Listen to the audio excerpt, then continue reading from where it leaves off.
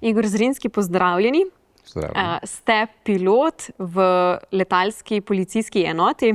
Kje pa ste sicer začeli svojo kariero kot pilot?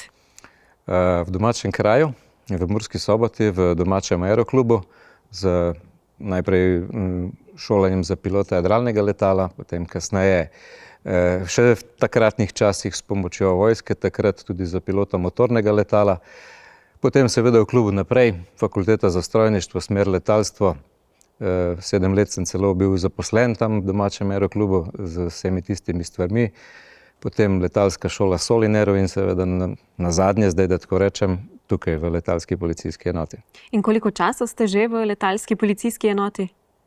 22 let. 22 let? Ja. Torej ste videli, doživeli marsikaj. Kako recimo spremljate recimo razvoj letalstva, razvoj recimo tudi nenazadnje vaše enote? Ja, seveda je bilo marsikaj, se pravi, od zamenjave helikopterjev do zamenjave organizacijskega pristopa, do zamenjave predpisov, ki so zadej. Tako, po domače rečeno, nam velikokrat te stvari tudi kravžljajo živce, ampak se na nek način moreš, se na nek način najde pot. Ja, veliko je bilo sprememb, ne? In še največ jih seveda naredijo spremembe predpisov, zato ker takrat pravzaprav moraš spremeniti skoraj vse. A ne? To je tisto, kar se pozna najbolj, to bi recimo najbolj izpostavil. Predpise. Ja, tile nas najbolj zaposlijo, spremembe teh nam dajo največ dela. Največ dela. Ja. Kaj bi vi izpostavili kot neke karakterne lastnosti ali pa osebnostne lastnosti, ki jih ima vsak dober pilot? To je mogoče težko reči, ker vsi ljudje smo različni, dveh enakih ni. In nekako se pa v tem okolju mi moramo znati delati s temi razlikami, ker živi ljudje zamerijo, živim ljudje jih nekaj jezi in videli so, da take zadeve pravzaprav imajo, čeprav banalne bi rekli, znajo imeti zelo resne, tudi tragične posledice. Zato se je seveda v letalstvu razvil od 80-ih let naprej pravzaprav način sporazumevanja, dela v veččlanski posadki, kako torej ta komunikacija mora teči, da je pravzaprav to nazadnje varno. In mogoče v splošnem jeziku je povsem nerazumljivo, a piloti se morajo naučiti pogovarjati? Ja, se. Za tisto, kar počnemo, zelo. Torej, najbolj pomembna je torej komunikacija med pilotom, kopilotom in tehnikom letalcem. Ja, gotovo. Mi smo posadka, ne? Se pravi, mi moramo se med sabo sporazumevati na kratek, jedrnat, jasen način. Pravzaprav zelo hitro mora biti jasno, kaj je, in ljudje bi rekli, da ja, skupina, ki se hitro pozna, že namigneš, pa veš, kaj oni mislijo. Ja, ampak mi se ne vidimo. Dva gledata naprej, tehnik je zadaj, mi te možnosti nimamo, ne? Tudi ni stvar, da bi se čakali 20 let, pa da se vsi poznamo. Mi moramo v momentu, ko nekdo vstopi v operacijo, mora to teči. Zato pravzaprav rabimo nek sistem, šolanje, prav v tem segmentu, poleg vsega ostalega. In kaj so recimo tiste neke ustaljene fraze, termini, ki si jih izrečete pri eni operaciji? Jih je kar nekaj. Saj večina tistih stvari imamo tudi podlago. Mora biti tudi precej tega napisanega. Tako da pravzaprav ni ravno sproti izmišljanja, kaj reči. In smisel tega je ravno to, da v nekem kompliciranem okolju, kjer je veliko šumov, ker po televiziji, če veste, ko se nekdo pogovarja iz helikopterja z bazo, se slišijo jasno, kot da sedita v isti sobi. To nikoli ni slučaj. To je šumov, različnih vplivov in tako naprej. In treba je na neki način izluščiti. Zato je toliko pomembno, da so te fraze dogovorjene naprej, ker jih je enostavno veliko lažje razumeti. Nesporazumi se na ta način lahko zmanjšujejo na minimum. Del tega pogovarjanja je seveda vezano na helikopter sam, kot recimo rečemo vse v zelenem ali pa all green, kot radi povemo, ali pa moč je na tem nivoju tork 72, ne, pravzaprav pove, ker takole, ne, zmeraj je dogovorjeno, da en malo bolj opazuje inštrumente, drugi seveda bolj okolico. In s tem je ta pomoč, ne. In zdaj, če mi nek kopilot pove na način, ki moram, kaj si rekel, in pogledati še enkrat, je pravzaprav vrednost tega tega že izgubljena. Se pravi, zato to mora biti. Tako da, če bi izpostavil eno, bi delal krivico, ker jih je pravzaprav veliko in to je tudi tisto, zaradi česa rabimo veliko prakse, da postanemo učinkoviti, da se tako reče.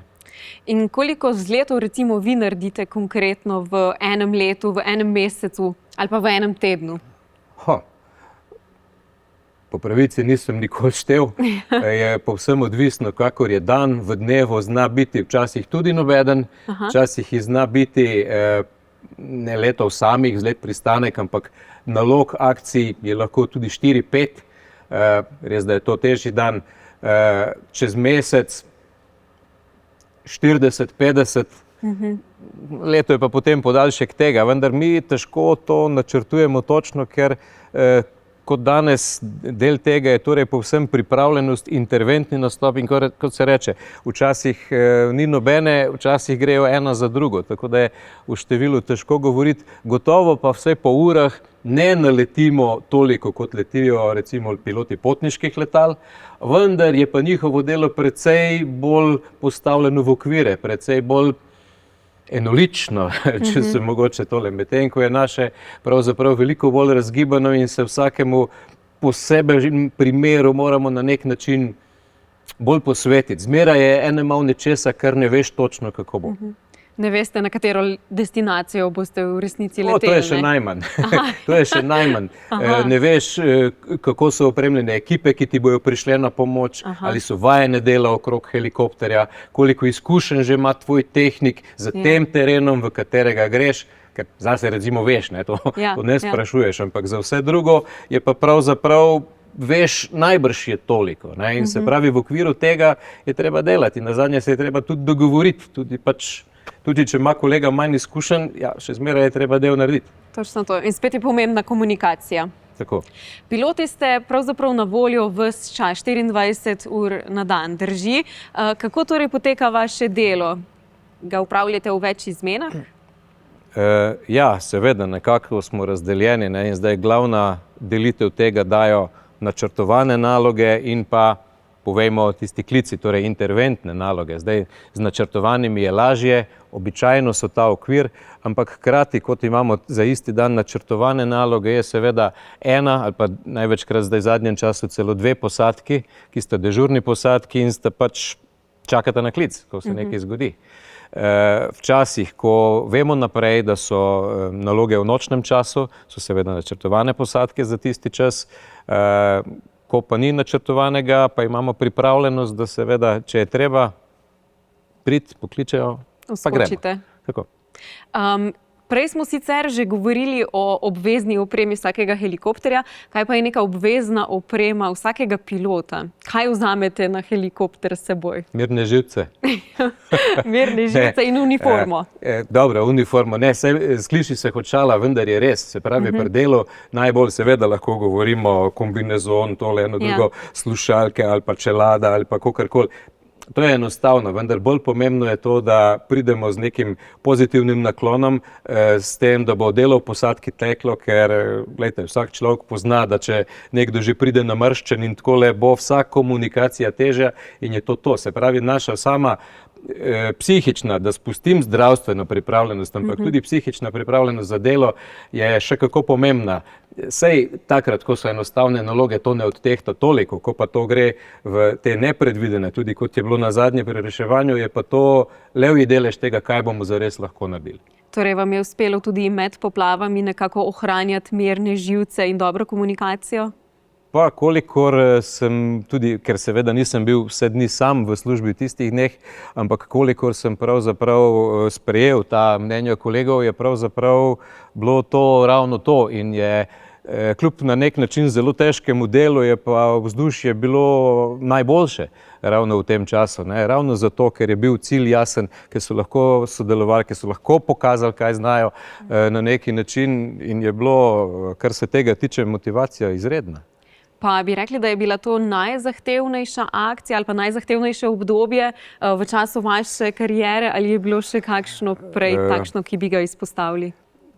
Pa bom rekel, je bilo res eno bolj zahtevno. Težko bi katerega drugega izpostavil, zato ker se niso tako nenadoma zgodile. Ne. Saj seveda najtežje so pokasirali ravno tisti, ki so bili prav tisti dan nevede načrtovani. Ne. In seveda tam se je začelo najtežje, v najtežjih pogojih. Seveda tudi naslednje dni je tudi vreme pokazalo druge, torej lepše barve in je vse to pravzaprav bilo neprimerno lažje. A ne. Ampak to pač je kot je. A ne. Morda samo še za konec eno tako vprašanje, kaj bi vi rekli ali pa izpostavili, da je pa najlepši del vašega poklica? Leteti. Biti v zraku. Ne, glejte, gotovo. Je leteti, imamo na neki način v tem letalskem pogledu, da rečem tudi neko svobodo, vsaj v končni fazi do tega dela vsi pridemo z neko to voljo, željo že odprej in na nek način je to, kar te drži in za kar si tudi pripravljen, povemo, tudi slab del kot vsake službe sprejeti in iti naprej. Ne? Brez tega bi bilo veliko težje. Ne? Najlepša hvala, gospod Igor Zrinski.